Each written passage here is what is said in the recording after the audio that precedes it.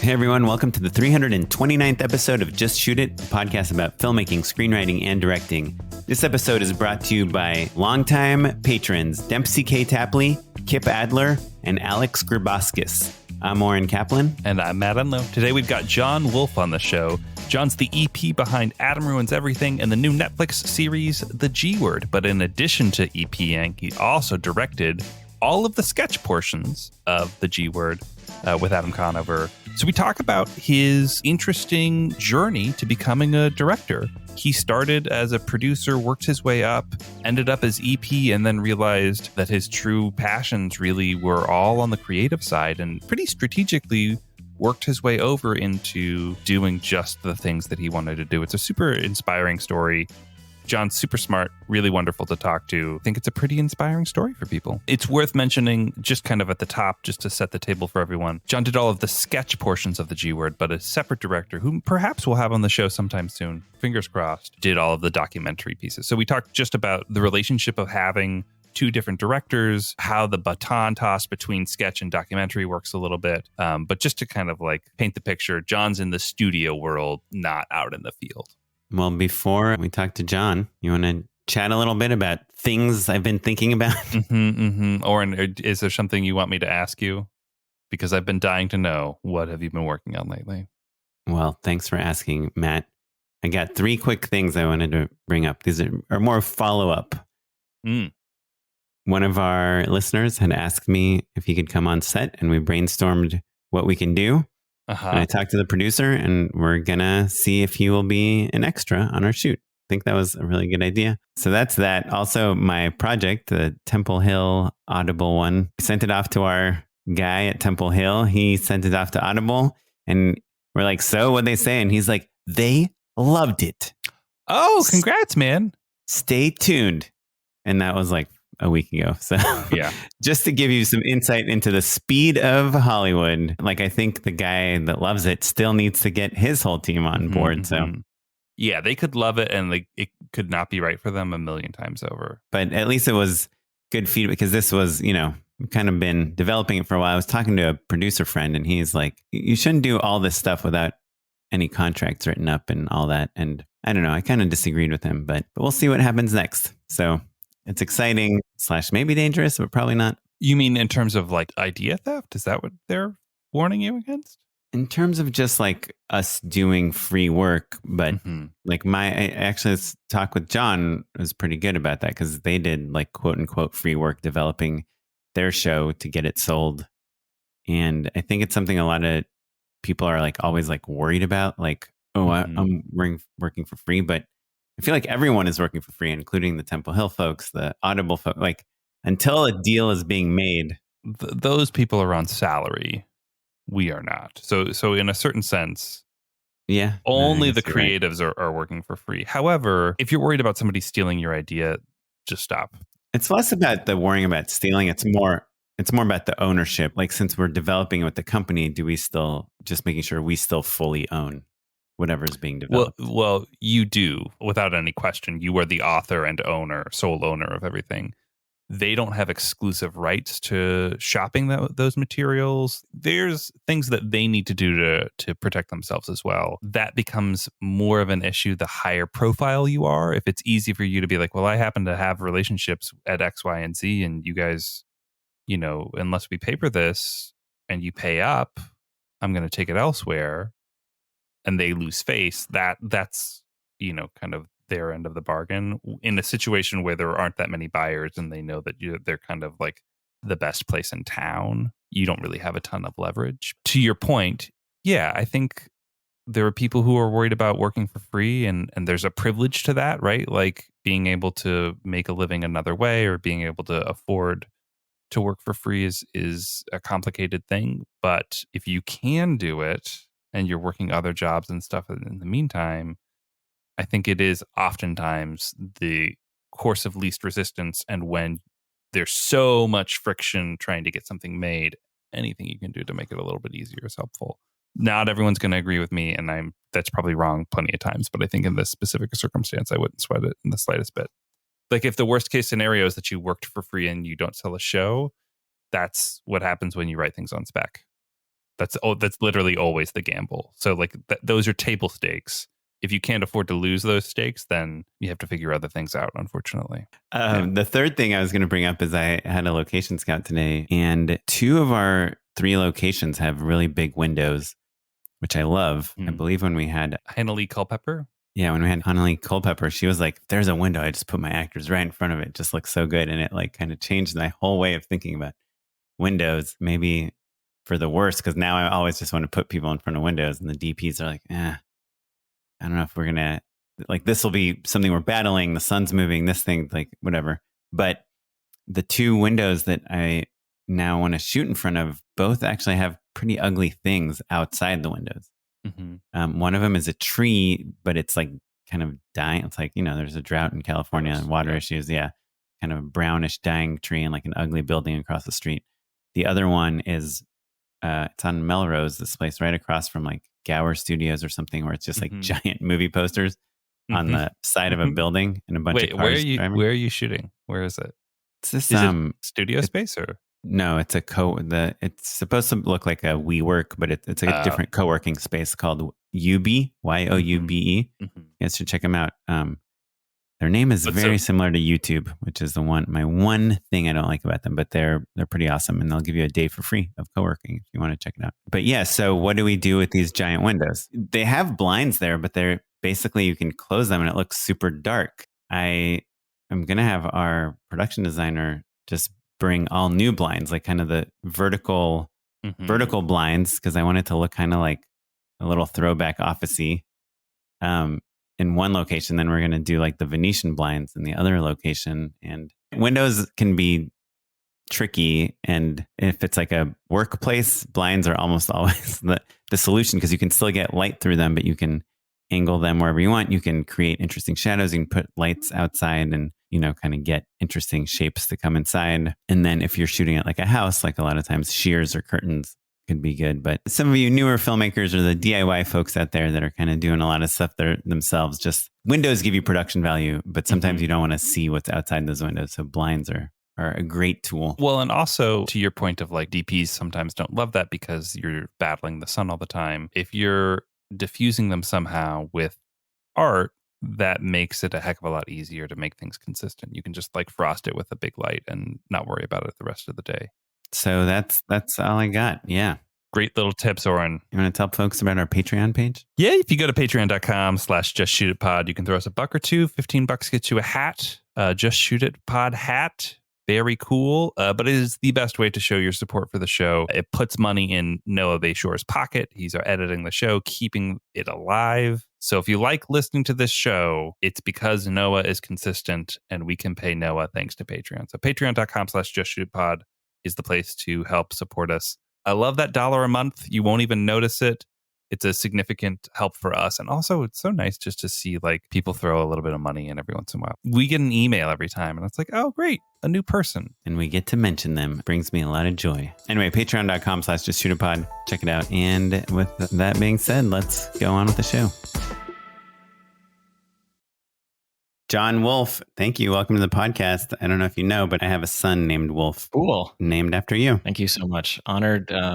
Honored for your son and honored to be here. Thanks for having me, guys. Jon, I think that you were the only coffee I've had since the pandemic. Wow. And that was like 8 months ago from when we're recording. So my daughter's 7 months old. So There you go. Oh, there you go. But it was like kind of in that like little window where like the pandemic felt like maybe it was going to be done. Like we sat down, we had a great time. And I remember being like, oh man, we should definitely have Jon on the show. And you were like, yeah, once my TV show is out, that would be cool. And here we are. You got a new show, The G Word, with Adam Conover. Before we dive into that, kind of walk us through your origin story a little bit, maybe starting at how you got started at College Humor. Yeah. Wow. Way back. So I studied film and video at Drexel University. And part of the program at Drexel University is everyone, no matter what your major is across the entire school, has to go out and get some sort of internship as part of your degree. Wait, were you a College Humor intern? I was a College Humor intern while I was at Drexel in the production department back in New York. I've worked at now 3 or 4 College Humor offices across the country. But I was an intern there. And then when I graduated, I worked there full time as a coordinator, moved to LA in 2012 as a producer for College Humor, which is where we cross paths. And that's where I cross paths with Adam, because he was just another writer performer who was part of the stable. As a producer at College Humor, we were really like PMs, I would say, booking locations, getting all the crew together, stuff like that. But it wasn't so much creative, and I was dying to be more of a creative type. And PMs are production managers. Production managers, yeah. One of the videos that I was assigned was the very first Adam Ruins Everything webisode. Before we knew it was a web series, before we knew it was a TV series, it was just Adam had written this sketch video about diamond engagement rings. I lucked out and was the producer who was assigned that script. We made that video. And Paul Briganti directed it, right? Paul Briganti directed it. That's right. I think Adam wasn't even living full time in LA at that point. We had to fly him out specifically to do that shoot. I was going to say that was like the sweet spot of making sketches at College Humor, where like budgets were pretty good. Oh, they were so good. Yeah. We're talking like pre-Facebook decimation of their business model. What's a good budget for a web video? Like $50,000? I think I might have had $50,000 to spend on a video at College Humor if I had 2 scripts that I could like do back to back on 2 days back to back. And I was able to like amortize costs across those 2 days. And you don't have to pay the director. You don't have to pay any of the in-house College Humor people. Which includes editorial and like camera rentals. There's a lot of stuff that was amortized across and some all cast. of the content. And some cast. But like College Humor had a corporate parent. And so there were folks looking at our accounting. And so I've never said this publicly. Sometimes what we would do, and I had everybody's approval to do this. Sometimes what we would do is put rentals on the second video, like on the second day, to be like, oh, both of these videos cost $25,000. We haven't broken the rule of don't spend more than 25 or whatever the number was at the time. You shifted reality, things around a little bit. We were using the crew on you know, the big video. I cannot remember if sure. So you were coding both days of the gaffer to Adam Ruins Everything, even though you know, you shot if Google was a guy the first day or whatever. Yeah. Right. Something super, super simple. So anyway, so I was riding the Adam Ruins Everything web series wave for a little bit. I actually missed one of the videos. I don't have 100% completion rate on Adam Ruins Everything content. Dan Spiegel, who is another producer at College Humor, got the dogs webisode. I believe he's been on our podcast too. He has indeed. Yeah. Awesome. Siegel and Spiegel? What's his team Spiegel name? And Spiegel, the team. Shane Spiegel. Yeah. Another former College Humor intern. I do. This is a small tangent. I do feel like web video back then really was like a wonderful training ground for directors and all sorts of craftspeople. But producers, it was so nice that like you were doing like a handful of sketches every single week. So you're really cranking through things the way people do on late night and things like that. But I lament the training ground that the web video basically was, just to kind of get people to cut their teeth really, really quick. Like a College Humor producer, they were battle tested sincerely. And so like, you know, I could always pull one of those people in whenever someone decided to go freelance or start a different career or whatever. It was an easy yes to be like, hey, let's bring them onto this commercial or something like that. Especially like, you know, short form content. Like there was never a doubt. And I don't know that there's a pipeline like that anymore. It's a real shame. It's a real loss from that like very, very brief era. And I feel so lucky to have like hopped in like right at the peak of College Humor. You nailed the timing. Yeah. What is today's equivalent of the training grounds where you can get paid to make short form content? Like non-union commercials, maybe. Yeah, but you don't get to shoot 20 things a month. Yeah, right. Certainly not. Yeah, and you're not. You know, College Humor would have 22 to 25-year-olds running around like managing these budgets. And also in a bullpen with a bunch of other people. So Jon, you're producing Adam Ruins Everything. You're like, I need a suit tailored, you can tap on your neighbor and be like, hey, do you know a good place to get Adam's suit? Yeah, exactly. Or whatever, Exactly. You're making me extremely nostalgic. So fast forward, Adam becomes a TV show. Yes, Adam becomes a TV show. I was like, hey, I've always wanted to work in TV. Let me please hop onto this TV show full time. College Humor allowed me to do that. I'm incredibly grateful. And I turned that as a producer, yeah. Like with a capital P. With a capital P. The initial title, I can't remember exactly what it was because I was constantly fighting to get the next title up. Like it's possible that on the pilot I was a producer, or maybe I was like supervising producer. And then when it went to series, I was like, hey, can I get co-producer? And then like halfway through the second season or the second year or whatever, I was like, can I be the EP? There's no one else here who is sort of overseeing the things on the show that I was overseeing. What were you overseeing? Like scripts and production and post? Adam and I sort of split the showrunner responsibilities, where he would run the room and overall be extremely responsible for all of the creative output of the show. But he's also acting in literally every scene. And so I would oversee the line producer and all of the crew. I would go to post and oversee the work that the editors were doing. I would oversee the directors. And it was through that process that I like refound my love for directing. And I was like, well, as the show we started to see the writing on the wall in 2018. And as the show seemed like it was winding down, I was like, this is the safest possible environment for me to try and get some directing credits on my resume, because we were lucky enough to have a lot of the same crew the entire time. We had the same DP the entire series. We had your DP? Matt Garrett. We had the same first AD for almost the entire TV series, Nick Page. And so I was like, hey, Adam and our producing partner, John Cohen, are you guys comfortable with me pitching myself as a director? They said, yes, of course. True TV okayed me to direct 2 episodes. And I was like, the only difference from my EP responsibilities to my directing responsibilities at that point was it was my turn to make the shot list, but everything else I was already doing. Let me ask, because you're also overseeing the budgets and numbers,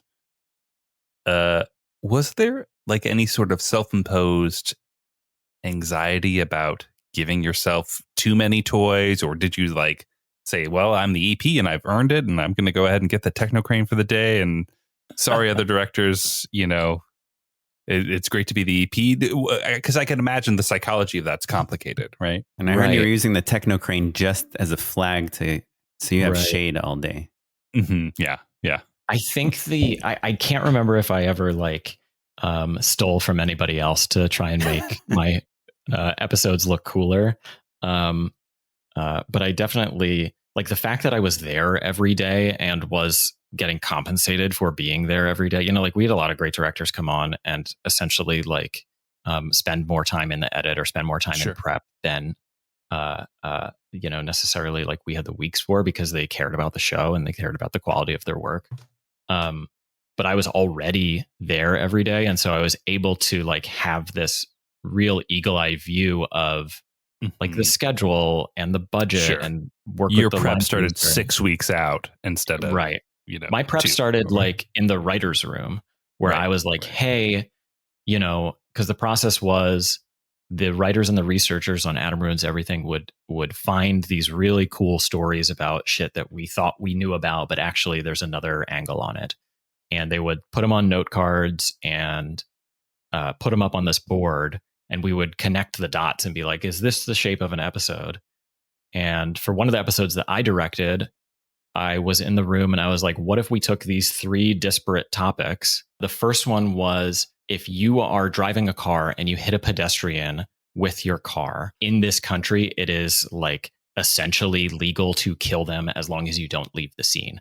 I cannot remember all of the details now about like the reasons why this is, but drivers in this country were like insanely protected.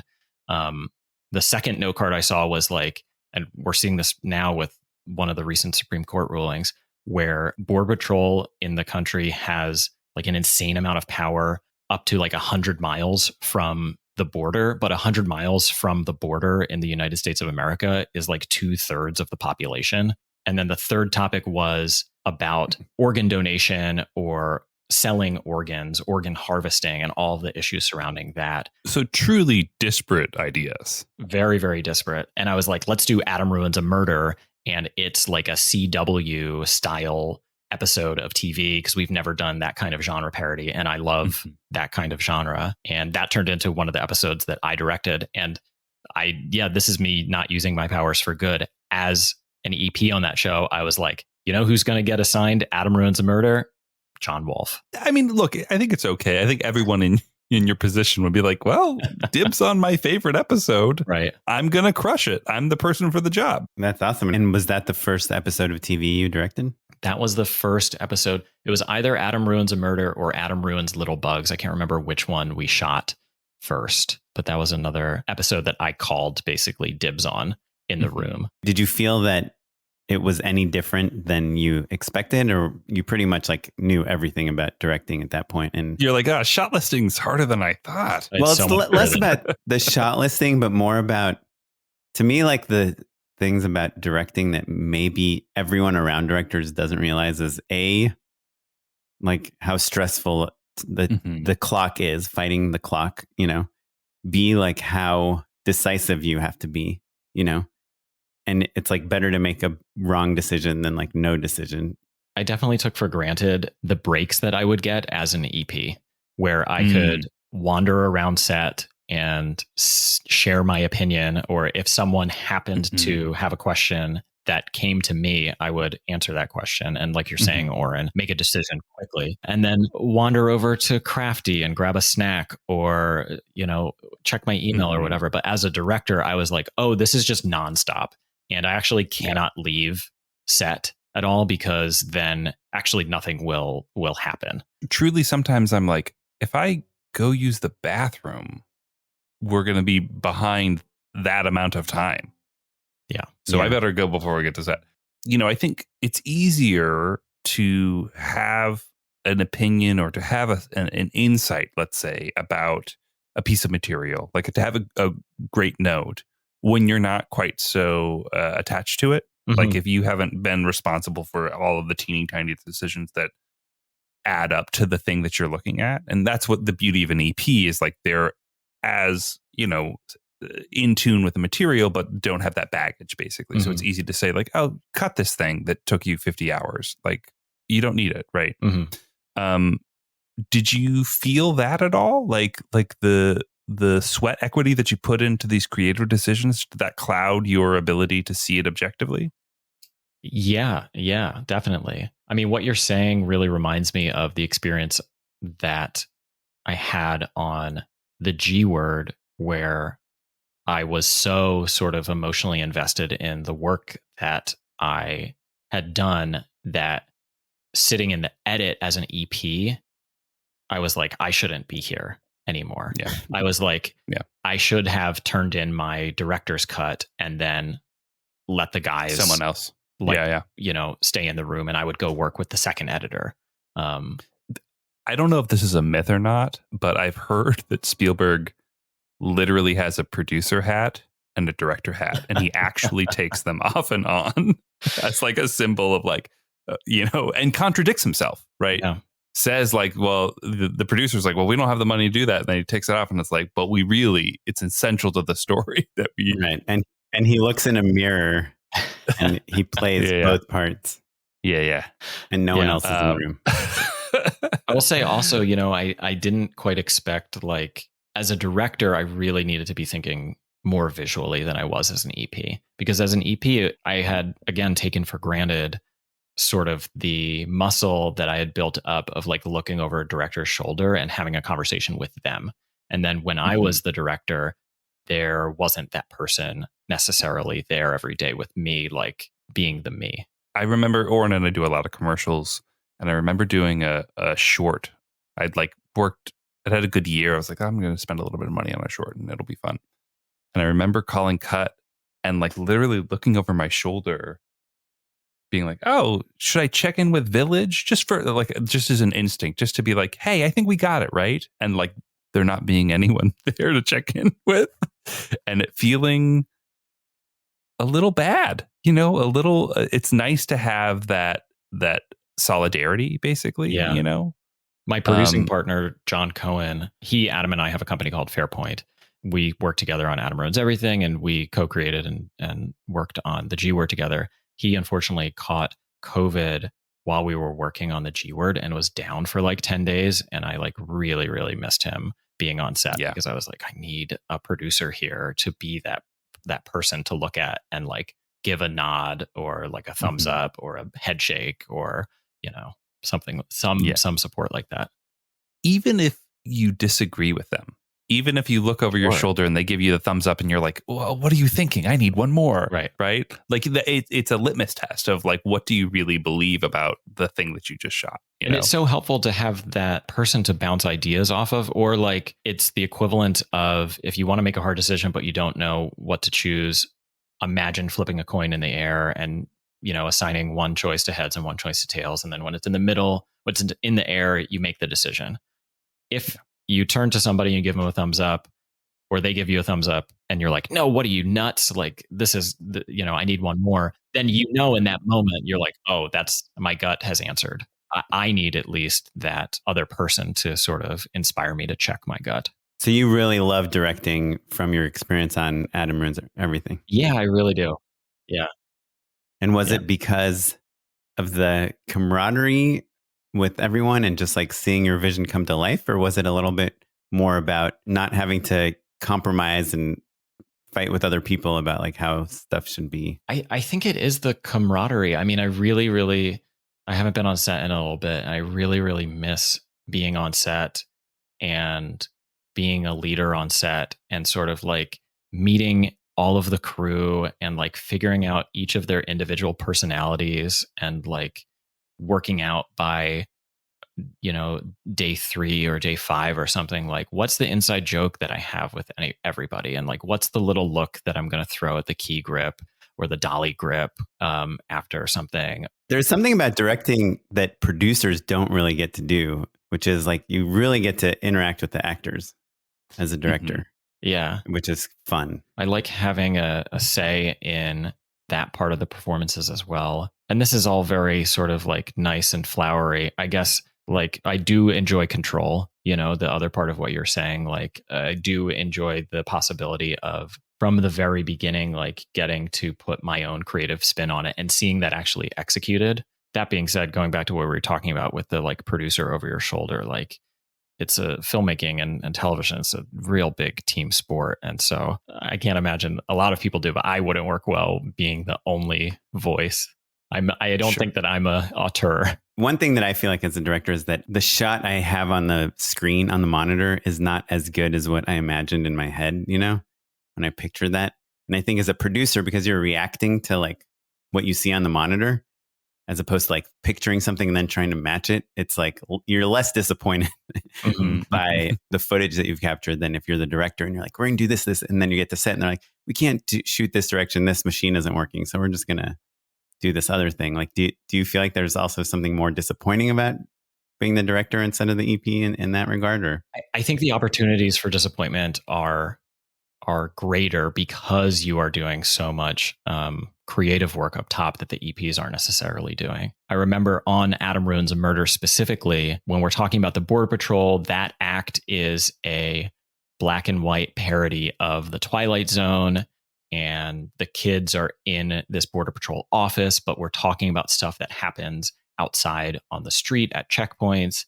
And I was like, oh, what if we, and again, this is part of my privilege of being an AP, is I could just throw this stuff out in the writer's room and talk about it at that point so early on. I was like, what if they like open this magic door inside the building, but they're able to like look out and the door is just like floating there in the middle of the highway and they can see what the checkpoint looks like. And the writers were like, great, let's put it in.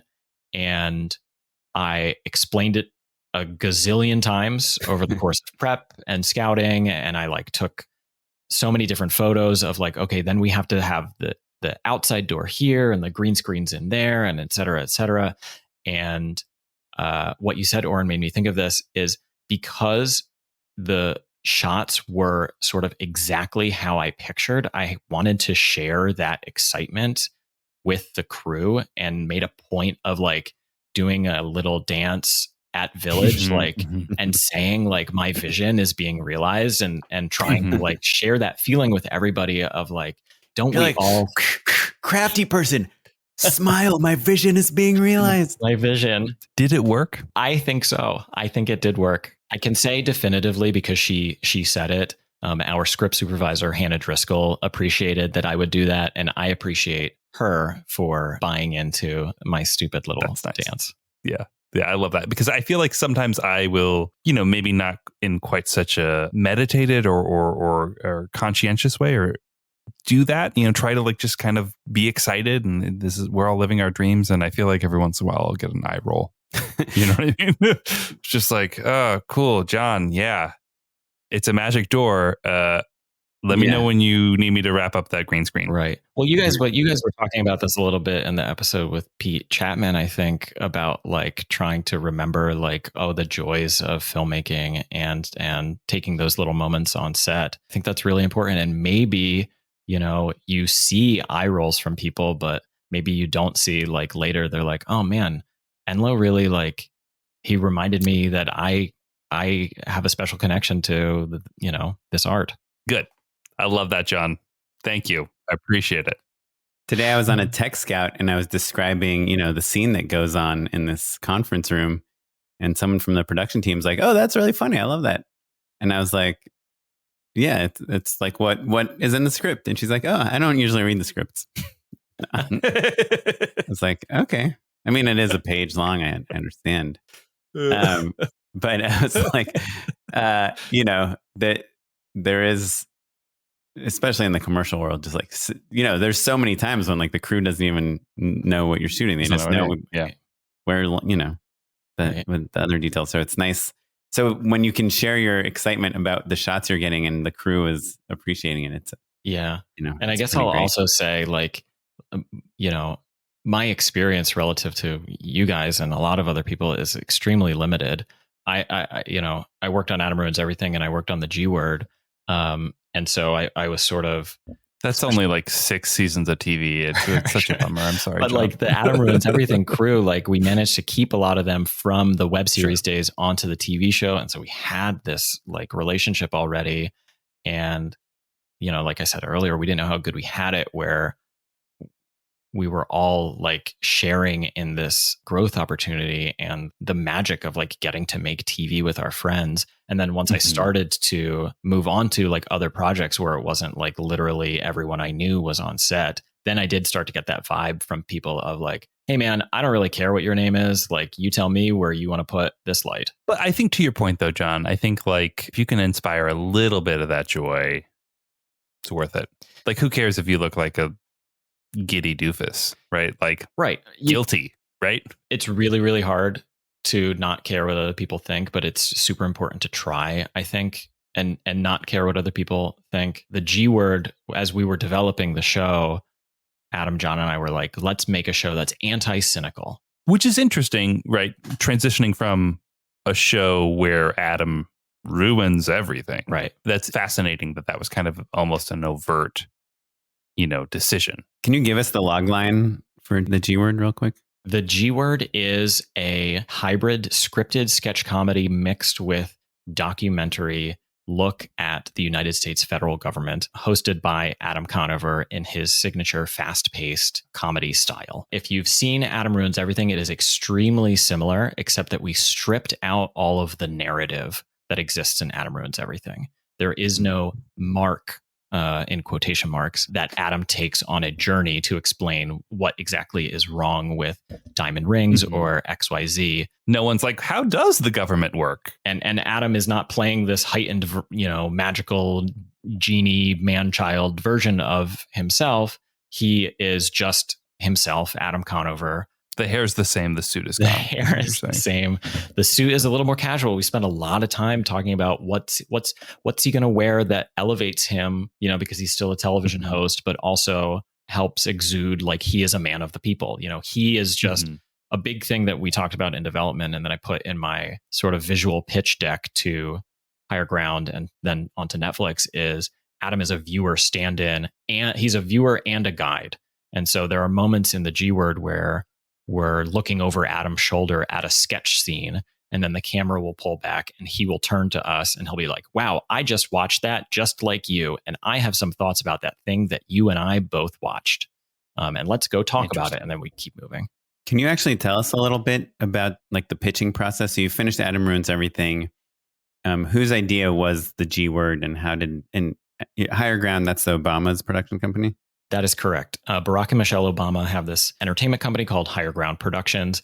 They have, I believe, what is a reported $100 million deal at Netflix to be exclusive to create shows for Netflix that they've had for the past few years. The timing was pretty fortuitous. We wrapped up Adam Ruins Everything in the spring of 2019, and Adam, John, and I were working on developing the next Adam-led project. And who's the other John? John Cohen, who is another former College Humor producer. He worked primarily in development at College Humor, taking College Humor properties and turning them into television shows. And he was an EP on Adam Ruins Everything also? Yes. So the three of you wanted to team up again. We had formed a production company in, I want to say 2017 or 2018, in order to develop a talk show starring Adam that unfortunately didn't go to series. But we really enjoyed and enjoy working together. And so the three of us created this company called Fairpoint. So the three of us were developing what we hoped would be our next project. So in the spring, early summer of 2019, we get a call from our manager saying, hey, Higher Ground Productions, which is Barack and Michelle Obama's production company, they have the rights to this book called The Fifth Risk by Michael Lewis. They are trying to turn it into a television show. Do you guys want to go pitch on it?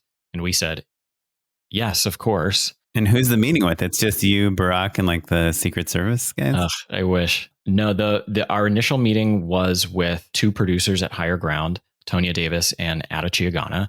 And later we had found out that Ada was a very recent addition to the Higher Ground team. And it was her specifically who had said, hey, we've been having some trouble because Barack Obama and Michael Lewis are buds. And, Barack Obama wanted to take this book that is about how the federal government works and turn it into entertainment. And they were having some trouble finding exactly the right partner. And so we were very lucky that Ada was hired by Higher Ground. She suggested Adam Ruins Everything. Hey, let's talk to Adam Conover. And we were brought in to say, hey, we think our approach to distilling dense information into easy to understand comedic sketches is the way to approach a topic as complex as the United States federal government. And luckily they bought in, and we worked with Higher Ground over the next month or so, I would say, to write up a description of how we saw the show. Still on savings, or had they optioned your take at that point? Still on savings, unpaid development work. And what were you tasked with? Creating a deck, a reel? What are the materials that you're creating to get this show sold, hopefully? First, they needed us to convince the principals of the company, aka Barack and Michelle Obama. Hold on. So you're telling me your next pitch then is with Barack and Michelle Obama? We didn't pitch them directly. We worked with Tonya Davis and Ada and Priya, who was also there, to create a prose document. Like a leave behind almost. Yeah, exactly. Yeah. That was maybe 3 pages of the theme of the show and our approach to the show and the tone, and back to this anti-cynical thing. A lot of people conflate politics and the government, and there's overlap, but there's actually a lot of things that the federal workforce does that greatly affects your lives that are separate from all the stupid political shit that has been going on seemingly nonstop forever. Sorry. I think it's interesting you call it a prose document. Do you just mean it's like an essay, kind of? Like there's just paragraphs, and it's not like, here are the characters, here's the episode breakdown. It's just like, have you ever thought about politics versus government. Or do you just mean not? It just wasn't a lookbook? deck. It just wasn't like Yeah. it wasn't like slides of a picture and then a little bit of text. It was all text, no pictures. You mean it was a Word document? It was a Word document. But the formatting was still like, tone and then a blurb or two and then a paragraph. Format and then a paragraph. Okay. Starting like the good old days. Yeah, exactly. It's my favorite. Starting sort of like, I always approach those documents, and now being in, just a constant state of development, usually approach them the same way, which is like, if I know absolutely nothing about this show, like hold my hand. And so every little thing as I work my way down the page is like a building block on the next thing. So I try and start like not as vague as possible, but like as broad as possible. And then sort of like explain what the next thing is. Like even with like a central question or something. Mm-hmm. Like, have you ever wondered what the difference between, government and politics is? Mm-hmm. For instance, Exactly. as like a broad pitch. Yeah. Usually we put on there, and on this one, we definitely put examples of what we would do. So on this document was, hey, we want to do a hybrid. We really feel like it's important to go see exactly what people do. That was one of the most exciting things about the book, is that Michael was able to like go talk to a lot of folks who either did currently work in government or had worked in government. And he really does a nice job of like painting the picture of what their day-to-day is like. And we felt compelled to bring the Netflix audience along with us in that same way. And we, obviously wanted to use the sketch comedy stuff to explain history or explain complex topics like super quickly. But we knew that we needed to like go do this doc stuff. So we had in this pitch document, Adam is going to go up in a hurricane plane. Just to get granular, like formatting wise, is that like, Adam will go on crazy adventures, examples, and then bullet point, Adam goes on a hurricane plane, et cetera, et cetera? Yeah, I think we broke down specifically the episode that turned into weather, which was, for example, we would make an episode because this was one of the topics that Michael covered pretty heavily in his book.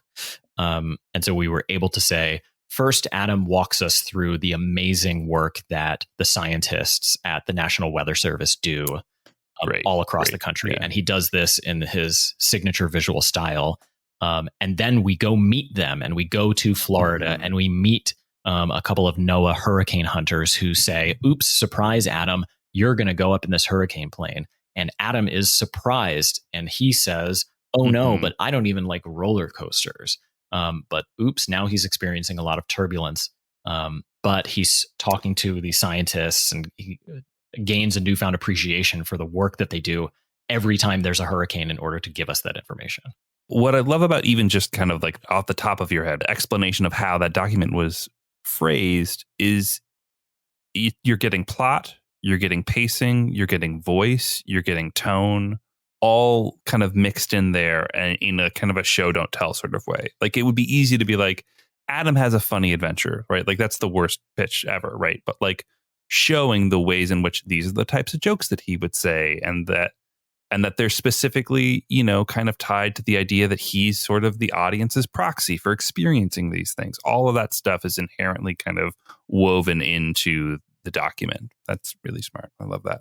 It was really important for us to do that. I would say to anybody, like, know who the audience is for any of these documents.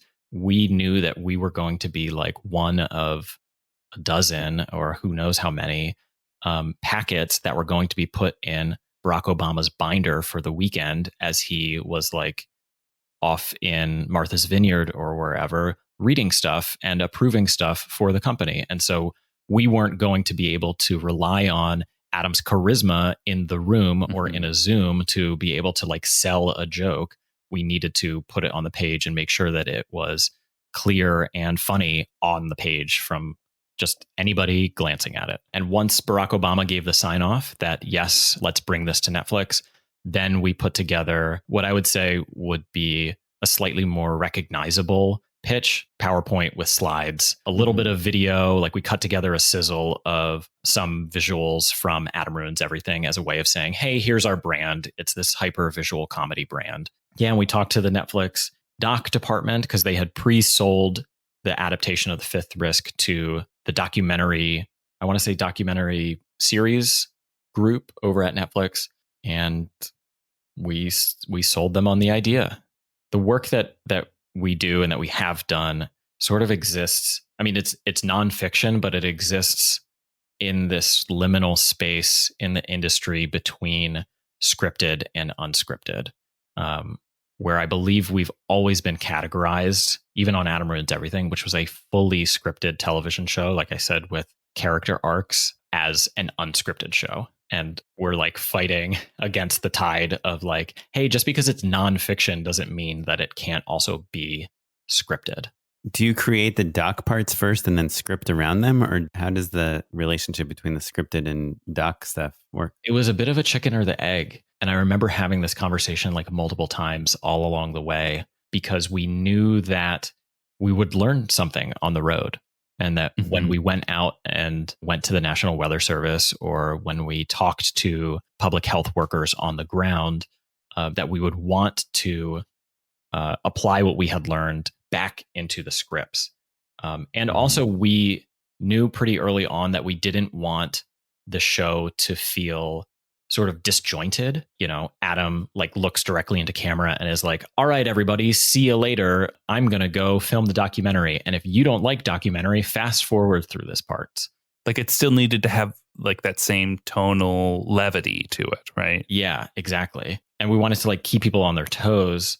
And so we set ourselves up with this idea of like, let's make the transitions as seamless as possible from scripted to documentary and from documentary to scripted, which I love that idea. It just ended up being super, super hard in practice because we were like, how so? Yeah. And also I think it's worth it to remind listeners, Jon, you only directed not like it was easy, but like you were the director of the scripted sketch parts, right? And there was a separate director who was doing all of the documentary pieces, right? Yeah. So not only is it hard just to transition because there's a genre shift, but also it's two different captains, basically. Yeah. And I was so lucky that we brought on Nika Onora, who directed The Legend of the Underground for HBO Max.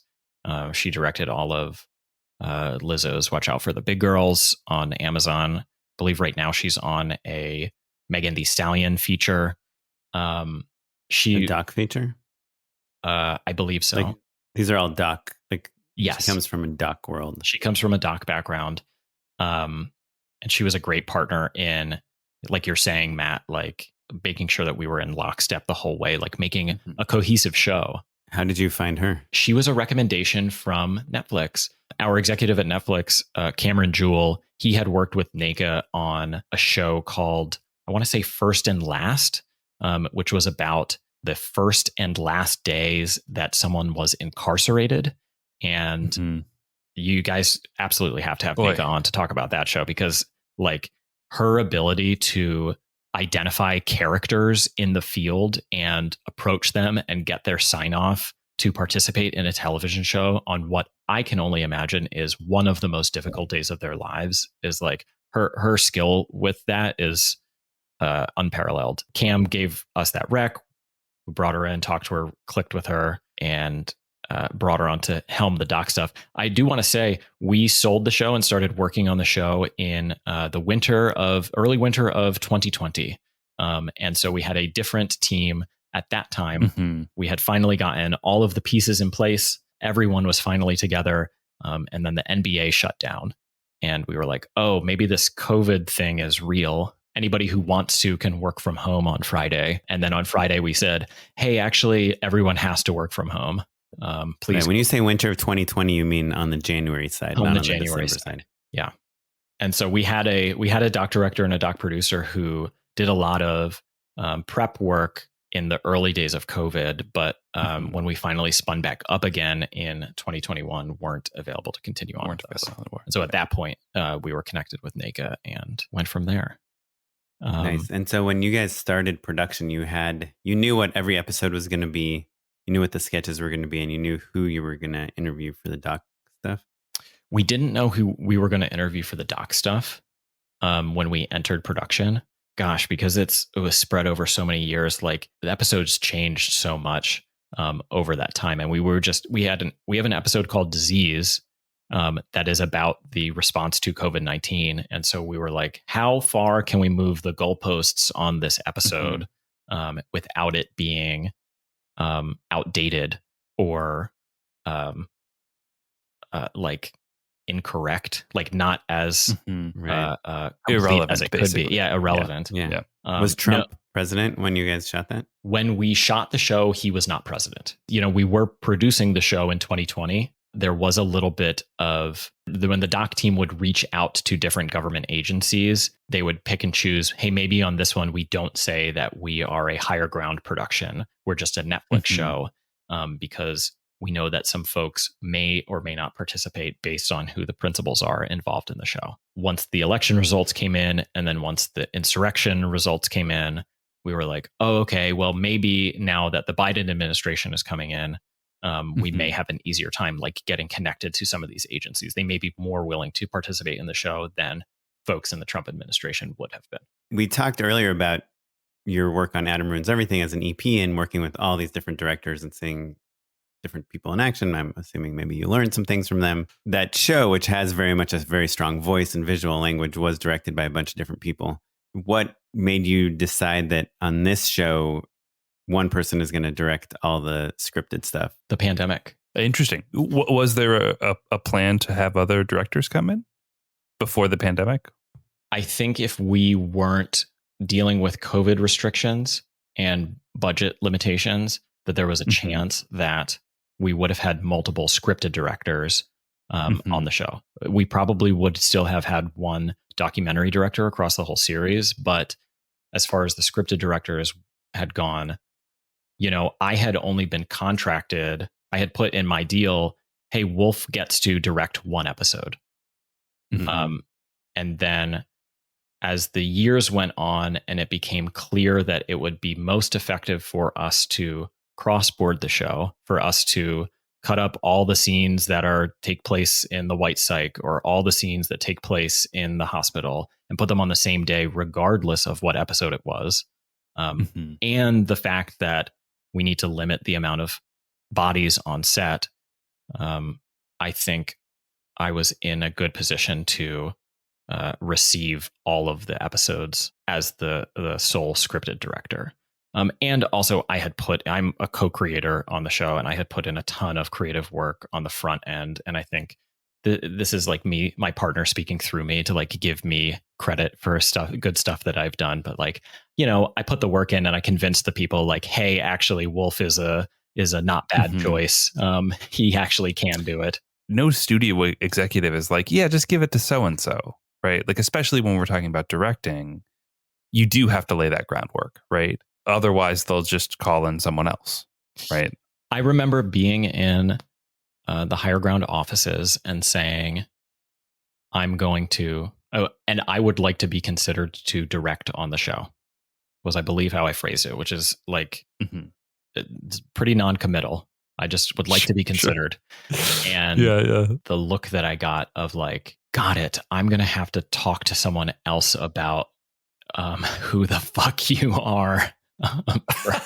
Wait, who gave you that look? Paint this picture a little bit more. Flesh this out a little more for us, Jon. I mean, we're sitting in a meeting. I'm not going to name any names. We're sitting in a meeting in the higher ground offices. It's me with executives. Right? Yeah. It's me, John Cohen, Adam. We're talking about how we're going to run the show.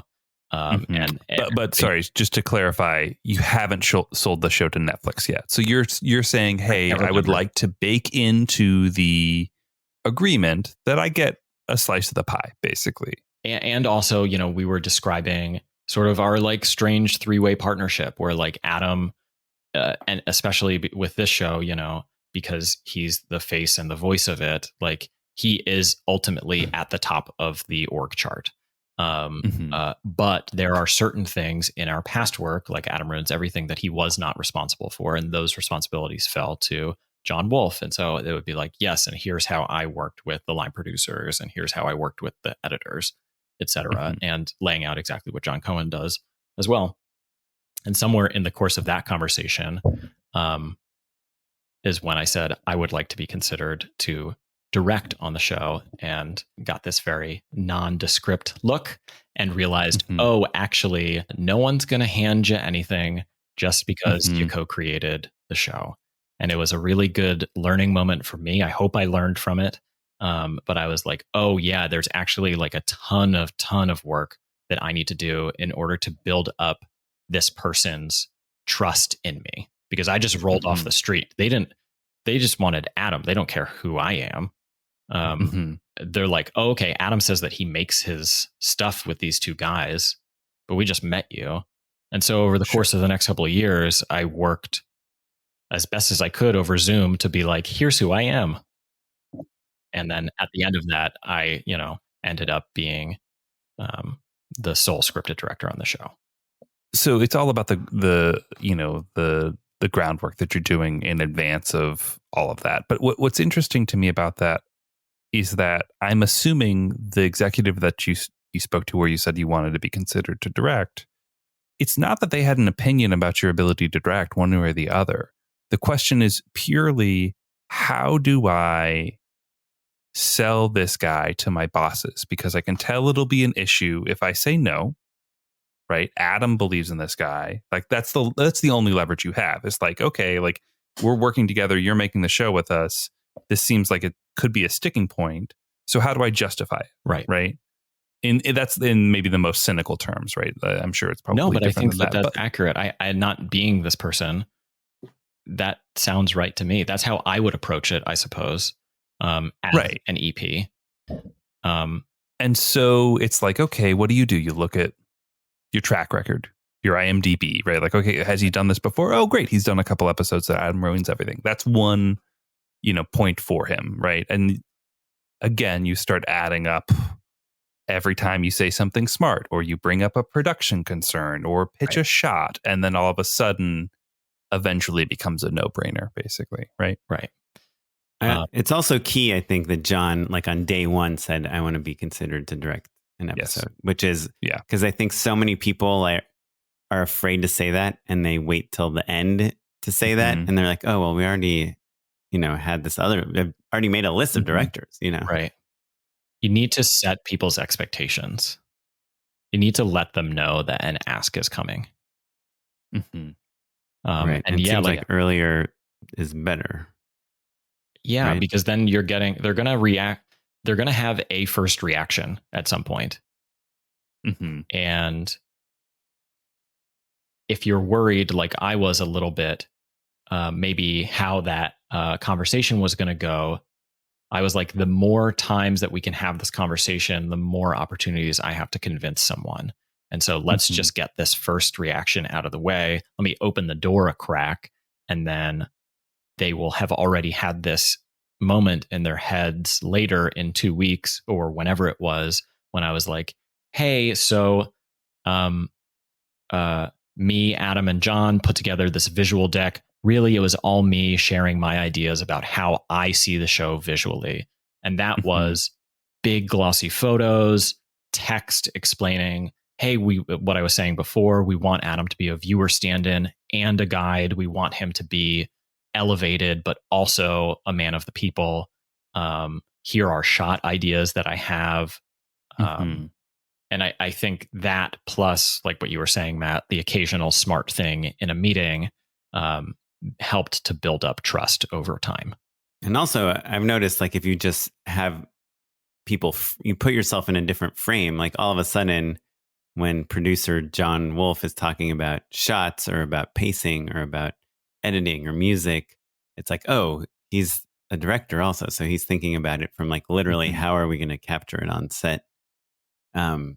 Because I've worked with so many people that I didn't even realize were directors, a script supervisor, this or that. And when they bring up that they're a director, like way after we work together, like changes the way, like I listen to them moving on, right, and think of them moving on. So even back to my college humor days, when I realized, hey, I didn't want to be a line producer. That was just not the career for me. It was way too stressful negotiating. That was the worst part, was like sitting in some office of a location and trying to get them to come down on a rate. And I was like, I want to be creative. That's the reason why I went to film school in the first place. And whether this was explicit or I just figured this out on my own, I can't remember, but I was like, nobody at College Humor sees me that way. They see me as this really great production manager, and I bring my webisodes in on time and under budget or on budget, or I'm very clear about when we're going over budget, etc.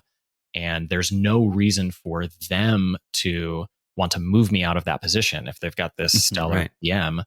And so I need to somehow show people publicly that I have this creative side of myself.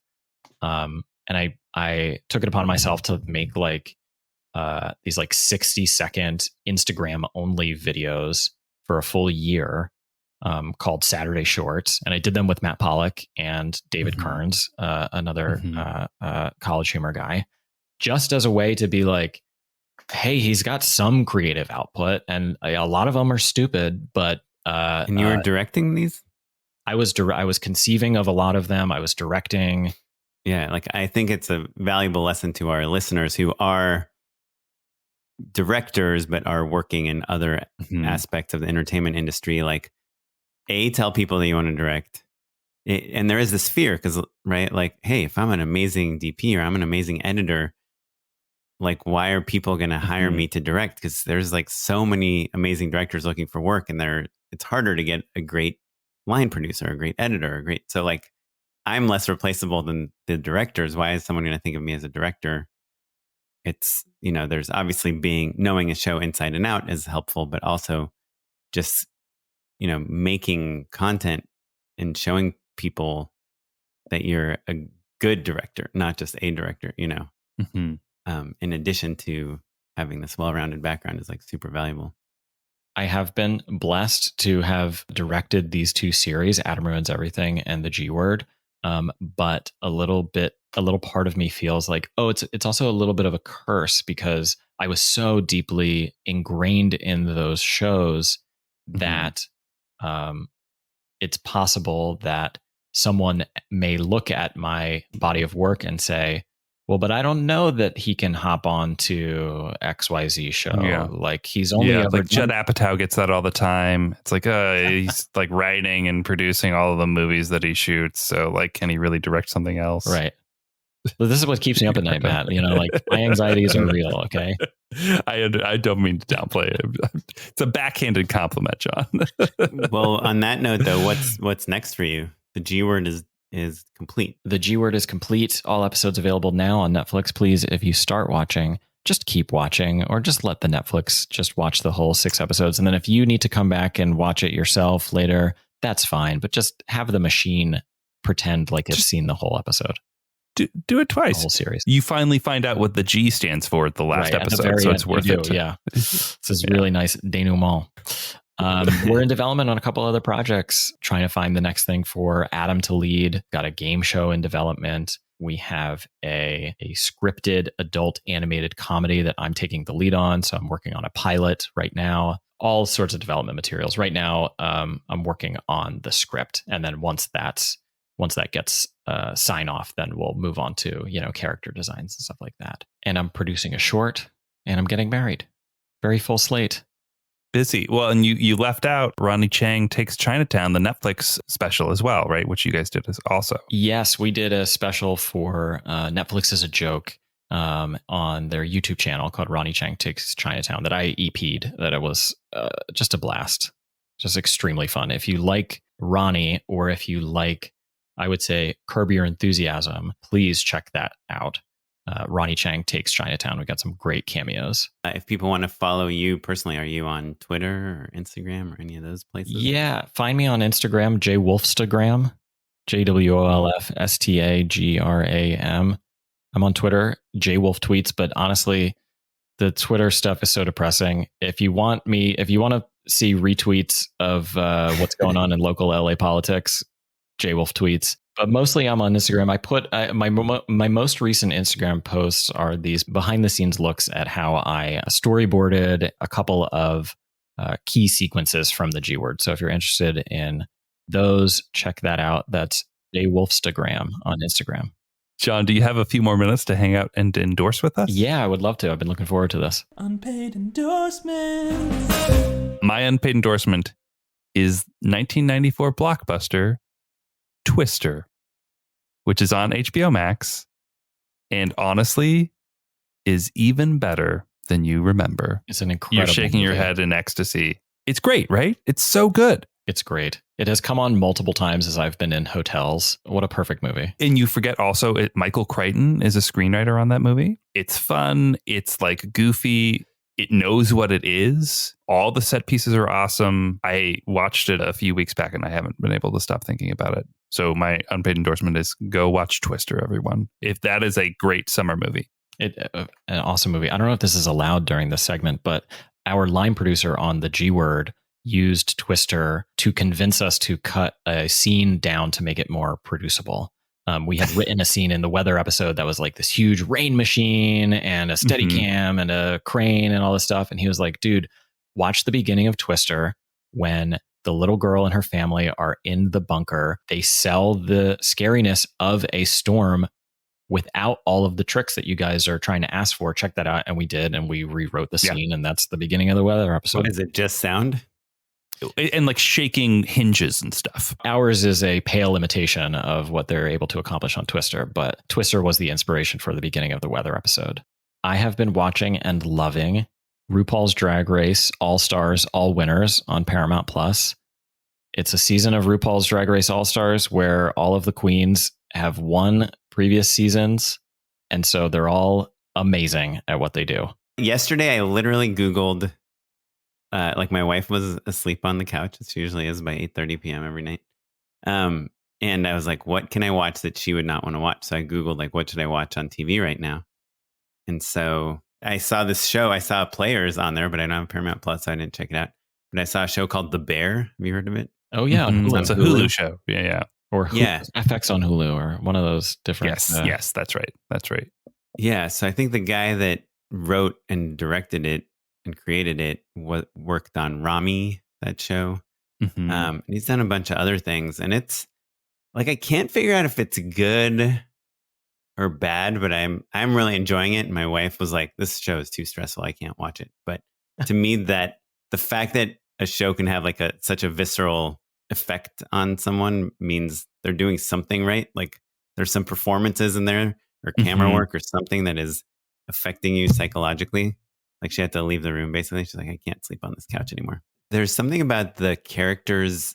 Everyone hates everyone, but they all have to work together and they're all trying to make it work in their own separate ways. And it's just like, if you're into food at all, and like, it's basically about this guy that worked at like a French Laundry, you know, like one of the best restaurants in the world as a chef. And now he is taking over his family's like beef steak, you know, like a diner, basically. Yeah. Not even a diner, like it almost reminds me of, you know, Wiener Circle in Chicago. Like just a place you walk in and get a sandwich and has like two booths. My other thing is I did get this like Mac Studio, the M1 Max. And I was telling Matt right before this, I had like a really beefy like iMac before this, and it's like night and day difference working in After Effects and bringing in like 4K video files. And so I was like really skeptical, like because it's a totally new processor. I didn't even know if I would feel the difference, like, or if none of my software would work as well as it used to. But it's like it's amazing. If you're wondering if it's worth it, I think it is. Anyhow, that's all I got. Guys, a real pleasure. Thank you so much for asking me to be John, show. So great. Well, thanks, John. If you want to email us questions that we are happy to forward on to John, if you have any comments, thoughts, email us at justshootitpod@gmail.com. You can follow us across all social media at justshootitpod. We would love for you to rate us on iTunes. That would make us really happy. Check out our Patreon page, patreon.com/justshootitpod. You can follow me on Twitter. I'm at SmiteyPyleg, and on Instagram, I am at OKaplan. And I'm at Mr. Matt Enlow. This episode was edited by Noah Bayshore. Thanks, Noah. You can follow him at Noah Bayshore with a Y. The music you're listening to was provided by the Free Music Archive and the artist Jazar. Thanks, everyone. Bye. Bye.